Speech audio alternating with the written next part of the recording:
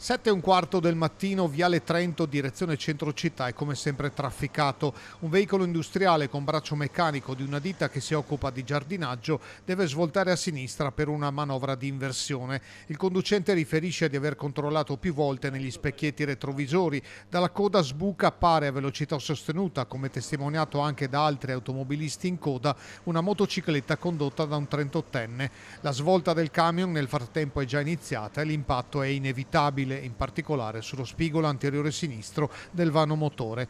La moto scivola per diversi metri sulla corsia opposta, andando a sbattere violentemente contro il muro di cinta di un'abitazione. Il Centauro a sua volta viene sbalzato a terra. Soccorso dal SUEM, è stato portato in codice rosso al San Bortolo. Illesi invece il conducente del camioncino e la collega a bordo. Sul posto 2 pattuglie della polizia locale hanno effettuato i rilievi e raccolto le testimonianze. Entrambi i mezzi sono sotto sequestro. Lo stesso Viale Trento era stato teatro nel maggio di 2 anni fa di un altro mortale. Nello scontro frontale con un'auto perse la vita uno studente di 21 anni in sella alla sua moto.